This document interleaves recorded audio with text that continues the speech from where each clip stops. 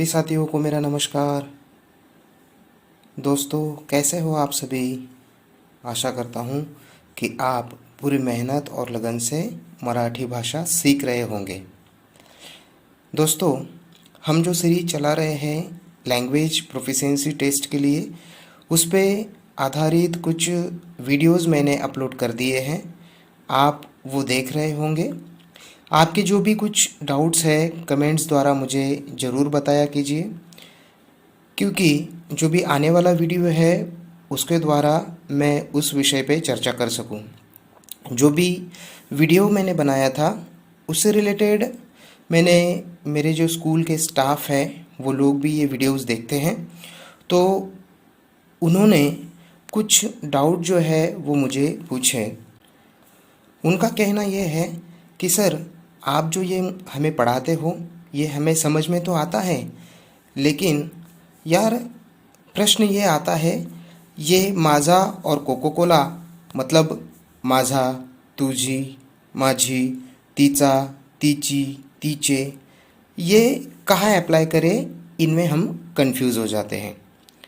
तो सरल सी बात है कि जब तक हम लैंग्वेज को अप्लाई नहीं करते, अगर आपको कोई भाषा सीखनी है तो आपको क्या करना है कि वो बोलने का प्रयास करना है।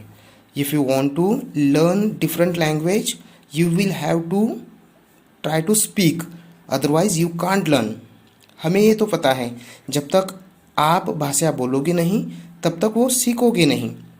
इसीलिए आपको क्या करना है कि भाषा को रटना नहीं है, भाषा को बकना है। जब तक आप उसको जुबान पे नहीं लाओगे तब तक वो आप नहीं बोल पाओगे। ये जो माझा, माझी, माझे, ये जो सर्वनाम है इससे रिलेटेड, तो अगर आप कोई भी लैंग्वेज ले लो उसमें ये प्रॉब्लम क्रिएट होती है। उदाहरण के तौर पे मैं आपको बताता हूँ। यहाँ मैंने अंग्रेजी भाषा का एक वाक्य दिया है जो है कि आई एम अ बॉय। इसमें आई जो है इसका अर्थ मैं एक लड़का हूँ। आई एम अ बॉय ये वाक्य का पूरा अर्थ है। अगर हिंदी के अनुसार, हिंदी भाषा के अर्थ के अनुसार अगर ये सेम हम दूसरे वाक्य में अप्लाई करते हैं तो देखो, आई हैव अ कार, तो ऊपर वाले वाक्य में भी आई एम अ बॉय और नीचे जो वाक्य दिया है उसमें भी आई हैव अ कार, दोनों वाक्य में आई आया है। लेकिन ऐसा तो नहीं कि मैं अगर ऊपर दिए गए वाक्य में आई का अर्थ मैं लेता हूँ तो दूसरे वाक्य में भी अगर मैंने उसका अर्थ मैं लिया तो मैं के पास कार, ये तो गलत हो जाएगा। इसलिए वाक्य के अनुसार मैं न होते हुए मेरे पास एक कार है, इस तरह उस वाक्य का अर्थ होता है। इसलिए आपको क्या करना है कि जब तक आप कुछ सेंटेंस बोलोगे नहीं, बोलने का प्रयास नहीं करोगे, तब तक आप ये जो भाषा के जो भी भेद है, जो भी अलग अलग शब्द आते हैं अलग अलग सेंस के लिए, वो आप जानोगे नहीं। इसीलिए हम आज क्या करने वाले हैं, तो आज कुछ नया हम सीखते हैं। तो चलो फिर कुछ नया आज सीखें। हम आज क्या करेंगे कि ये जो भाषा के थोड़े भेद है, जो वाक्य आते हैं, वाक्य में जो शब्द आते हैं, उनके अलग अलग अर्थ कैसे होते हैं, जैसे कि तिचा, तिची, तिचे, माझा, माझी, माझे, ये कहाँ कहाँ व्यक्ति के अनुसार कैसे हम उपयोग में लाते हैं, ये आज हम जानेंगे। तो देखो, यहाँ सीता और राम, ये जो दो कैरेक्टर हमने लिए हैं, उनके कम्युनिकेशन से हम थोड़ा एक छोटा ड्रामा टाइप एक संवाद जो है यहाँ सीखेंगे। तो देखो, सीता बोल रही है राम को, हे राम शुभ सकाळ, यानी कि जो सुबह होती है उसे सकाळ या सुप्रभात ऐसे भी बोलते हैं। राम उसको रिप्लाई के तौर पे बोल रहा है, हे सीता शुभ सकाळ, सुप्रभात। यहाँ मॉर्निंग को सकाळ कहते हैं, सुबह को, दोपहर को दोपहर, और संध्या काल यानी कि इवनिंग, संध्या को, और जो रात होती है उसको रात्र। थोड़ा बहुत भेद यहाँ आपको दिखाई देगा। हिंदी में हम रात बोलते हैं और मराठी में रात्र।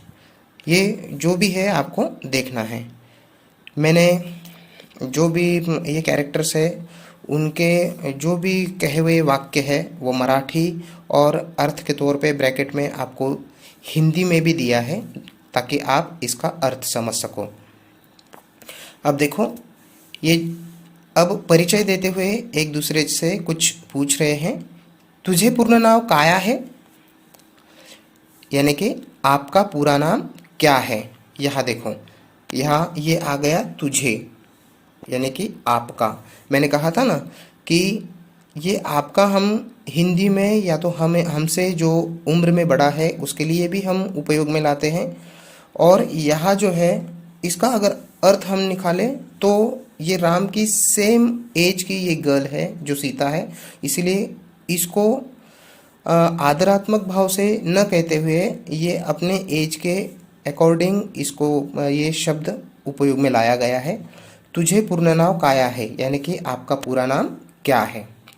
अब ये बताती है, माझे पूर्ण नाव सीता कृष्णा पाटिल आहे। अब एक बोल रहे हैं, अब मेरे खुद का नाम यानी कि मेरा नाम क्या है, सीता कृष्णा पाटिल है।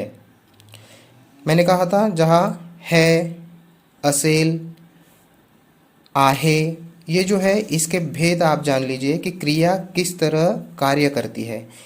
इसके अनुसार आप ये समझ पाओगे कि जो वाक्य है ये वर्तमान का है, भविष्य का है या भूतकाल का है। ये आप ध्यान में रखिए। अब देखो, यही वाक्य को आप क्या करना है कि किसी दूसरे व्यक्ति पर अप्लाई करो, बोलने का प्रयास करो। इसी तरह के अन्य दूसरे वाक्य बनाने का प्रयास करो। अब आगे देखिए, तुझे वडील काय करतात। हमने जो भूतकाल, भविष्यकाल और वर्तमान काल के जो वाक्य पढ़े थे तो उसमें हमने देखा था कि वे शिक्षक है, वो बिजनेसमैन है, वो जो है बढ़ई है। इस तरह के जो वाक्य हमने देखे थे, तो इसी तरह के कुछ वाक्य यहाँ मैंने ये कम्युनिकेशन में बनाया है। ये जो संवाद है यहाँ आपको उसी तरह के वाक्य मिलेंगे। आपको क्या करना है कि उसी का सहयोग से आपको अलग अलग जो वाक्य है वो बनाने का प्रयास करना है। अब देखो, तुझे वडील काय करतात। वडील यानी कि पिताजी को वडील कहते हैं मराठी में। मैंने लास्ट में एक लिस्ट दी है जो आपको सब रिलेटिव जो है उनके बारे में आपको पता चलेगा कि मराठी और हिंदी में कैसे रिलेटिव्स के नाम आते हैं। तो आपके पिताजी क्या करते हैं, यानी कि वो काम क्या करते हैं, इस सेंस में ये वाक्य आया है। तो सीता उत्तर देती है कि माझे वडील शिक्षक आहेत, यानी कि मेरे पिताजी शिक्षक है, मतलब वो आज भी है। अगर मान लो कि वो व्यक्ति रिटायर्ड हो जाते हैं तो वहाँ क्या आएगा कि माझे वडील शिक्षक होते, यानी कि मेरे पिताजी शिक्षक थे, वो पास्ट में आ जाएगा, है ना। अगर वो खुद के बारे में बताए तो फ्यूचर के बारे में अगर वो बताना चाहती है कि मैं एक शिक्षक बनूंगी तो वो कह सकती है कि मी शिक्षिका बनेल। लड़की है तो शिक्षिका और लड़का है तो शिक्षक। इस तरह आपको ये वाक्य बोलते रहना है। अब नेक्स्ट देखो, तुला किती भावंडे आहेत, यानी कि आपको कितने भाई बहन हैं। मला एक भाऊ व एक बहीण आहे, मुझे एक भाई और एक बहन है। यहाँ देखो, मला, तुला, ये आया है ना अलग। ये पिछले जो वीडियो है उसमें हमने नहीं देखे थे, लेकिन वाक्य हम जब बोल रहे हैं तो ये दूसरे वर्ड हमें यहाँ ज्ञात हो रहे हैं, समझ रहे हैं। तो यहाँ तुला यानी कि तुम्हें, तुझे, तुम्हें, ये दोनों अर्थ में ये आता है। और मला यानी कि मुझे, मुझे एक भाई और एक बहन है। भावंडे यानी कि आपको कितने भाई बहन हैं, इस सेंस में ये शब्द है। अब आगे देखिए, तुझ्या गावाचे नाव काय आहे, यानी कि तेरे गांव का नाम क्या है, तुम्हारे गांव का नाम क्या है। तेरे, तुम्हारे, ये दोनों अर्थ से ये तुझा शब्द आएगा। गांव का, जहाँ का ये शब्द लग जाता है वहाँ चे ये प्रत्यय लगेगा। गांव का, गावाचे।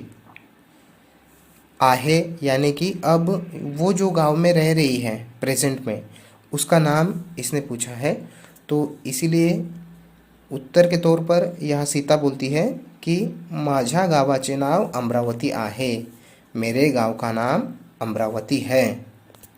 उसी तरह अब देखो, वो जब बोल रहे हैं तो अचानक से मान लो कि उनके फ्रेंड्स की एंट्री होती है, वहाँ वो आते हुए उन्हें दिखाई देते हैं।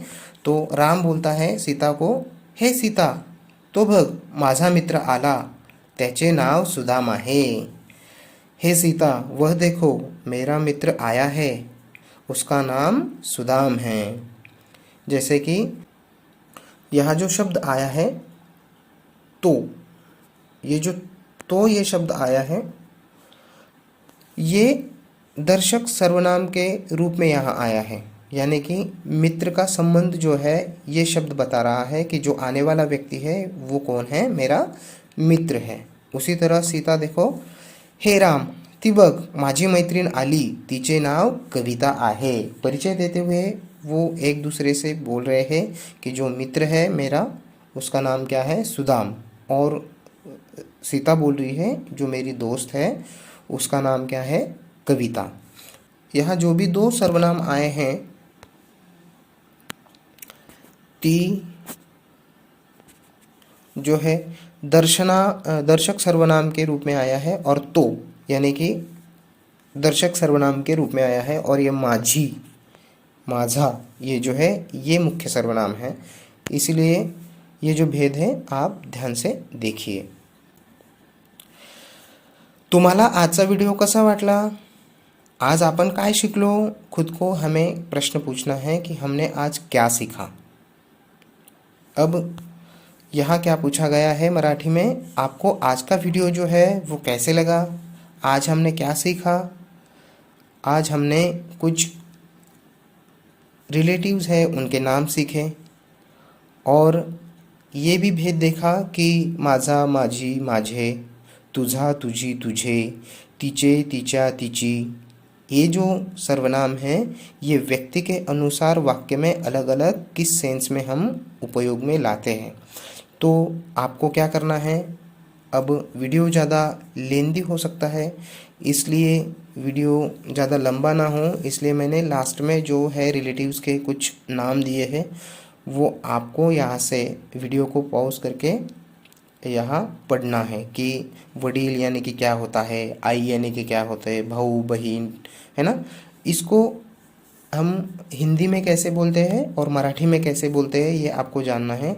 और पास्ट, प्रेजेंट और फ्यूचर तीनों टेंस में आपको क्या करना है कि इनके द्वारा आपको वाक्य बनाने का प्रयास करना है। अगर कुछ भी आपको डाउट्स है तो आप मुझे कमेंट्स बॉक्स में बता सकते हो। Thank you.